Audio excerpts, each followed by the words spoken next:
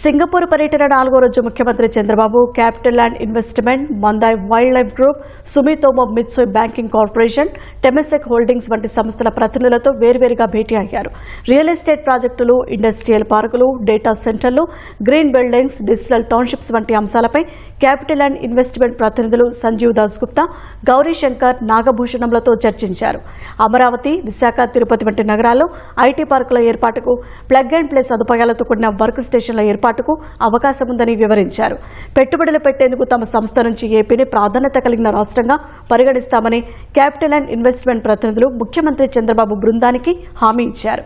Wild life పార్కులు, eco tourism, biodiversity కాంప్లెక్స్లు, wild life experience జోన్ల ఏర్పాటుపై మందాయ్ వైల్డ్ లైఫ్ గ్రూప్ ప్రతినిధి మైక్ బార్క్లేతో సీఎం మాట్లాడారు.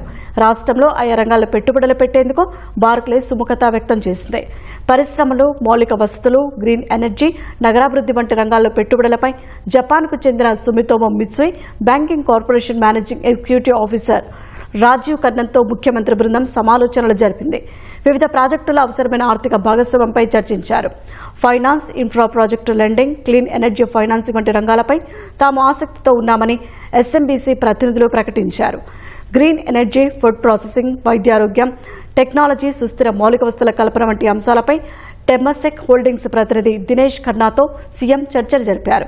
వివిధ రంగాల పెట్టుబడుల విస్తరణకు తమ కంపెనీ సిద్ధంగా ఉందని తెలిపిన దినేష్ ఖన్నా ఏపీలో వివిధ రంగాల్లో పెట్టుబడులు పెట్టే అంశాన్ని పరిశీలిస్తామని తెలిపారు.